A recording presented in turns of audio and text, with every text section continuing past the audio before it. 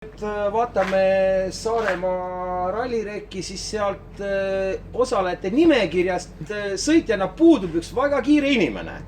Aga ta on service pargis kohal, on tema auto kohal. Karl-Martin Volver, tere! Rõõm näha. Sa oled suht noor sõitja. Samas karjäär võib öelda on pikk ja lühike. Alustame nagu siis algusest, proovime kiirelt teha. Kui ma õieti mäletan, siis esimene sportralli oli sul Ford Fiestaga ja see oli esiveoline. Täpselt, Ford Focusega, jah. Et see oli Roela ralli sprint, 2014 aasta oli see minu meelest ja kui niimoodi kiirelt tagasi vaatas, et ja vanust oli sul? Äkki oli 15, kui ma täpselt, või 14. 14 oli isegi, jah. 15 ja niimoodi, ega ma väga täpselt mäletan, kui... Ja sprintidest esimene täissportralli tuli sul? Oli just Roela ralli sprint oli, aga rallist äkki tuli üldse mulle aasta hiljem Lätis alukesne ralli. Talveralli? Ja talveralli oli täiesti esimest korda tiikide ja kõige sellega sõitsime. Ja enne seda sa nagu sõitnud ei olnud? Ei olnud. No ütleme nii, et see jäärada selle tänavaautoga nii palju oli, aga sportautoga ei olnud. Ja kuidas sul see esimene täispikk ralli lõppes? Algus oli hea, aga ütleme nii, et meil läks äkki 5. või 6. kiiruskatsel läks käigukasti stiffer laiali ja tuli katkestada, aga enne seda minu meelest me olime esimesed või teised. Omas klassis? Et see oli nagu ulme küll? Jah, et ütleme nii, et seal väga paljud olid see niimoodi, et suu lahti. Nagu mismoodi? Jah, just, et kuulnud varem pole ja nüüd kohe. Ja kaua sa üldse Fordiga sõitsid?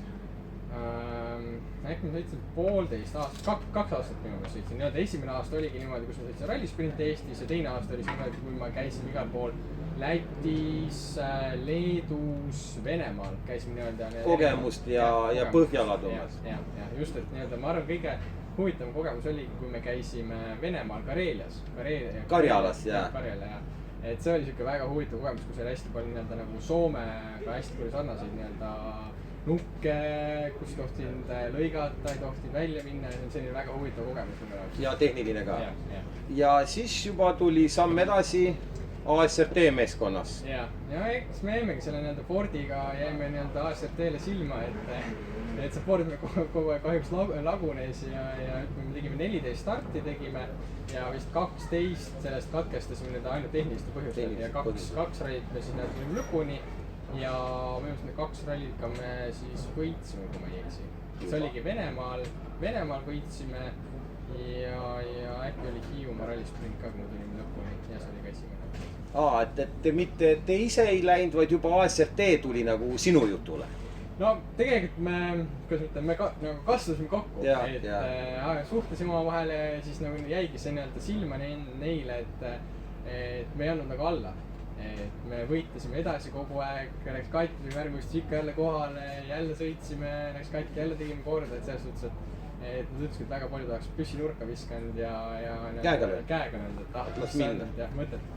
Aga me ei andnud alla ja me võitlesime ja ma arvan, et see kogemus, mis ma sealt nagu sain ka, see autoehituse ja selle pealt, et see on väga kasuks tulnud mulle, ma arvan, tulevikuks ja nüüd ka, et kuna ma selle auto ongi mul enda täiesti ehitatud. Nullist võib öelda? Põhimõtteliselt nullist, jah. Me Venemaalt selle auto ostsime, aga ütleme nii, et sellest autost on alles, ütleme nii, et ainult kuur ja välimine kere. Ja see värk. Et see on jäänud ladas. Aga ASRT, see oli juba samm hoopis kõrgemasse mängu. No eks see tuligi sealt niimoodi ja niimoodi see samm, ta tuligi sealt ja siis tuli ka juba... Sealt tuli ka meistertiitel. Jah, just nimelt. Kui ma õieti mäletan. Ja sa oled vist siiamaani kõige noorem Eesti meister. Jah, just. Siis ma olin äkki 16 oli see. Ja nüüd tuli siis otsus Opelisse. Ja ütleme nii, et ASRT-s me tulime meistriks, aga nüüd järgmiseks hooajaks meil otseselt plaane polnud ja eks meil finants ka natuke nappis ja ei olnud nagu otseselt mõtteid, aga siis tuligi aastane vahepaus põhimõtteliselt või 1,5 aastat, kus siis nagu... Sa praktiliselt üldse ei sõid? Jah, siis me saigi soetatud see Galina, siis me hakkasime seda Galinat ehitama ja siis me pisteliselt ikkagi sõitsime ja siis ma sõitsin, eelmine aasta sõitsingi väga palju erinevaid autodega, kus ma sõitsin selle enda ehitatud BMW-ga siis sõitsime selle Polase Fiatiga ja siis Berliinaga tegin kausaldvõistlused. Ja Venemaal osalesin ka nii-öelda selle Lada Sport nii-öelda ühel etapil seal. Rosnefti all ja. Et nii-öelda siis ma eelmine aasta vist ma sõitsingi siis ja Saaremaal sõitsin ka sellega. Aga siis meil oli mootori probleemid, mis me sõitsin. Ja muidugi Opel, Saksamaa, see on ainult asfaltralli. Jah, siis nii-öelda kui raske oli Eesti kruusa pealt asfaldile minna? No ütleme nii, et tegelikult mul enne seda üldse asfaltkogemus täiesti puudus. Et noh, okei, me sõitsime, oleme sõitnud nii-öelda rallid kruusarehti linnakatsed, aga ma arvan, et seda ei saa lugeda päris asfaltkogemus alla, sest see on hoopis nagu teine.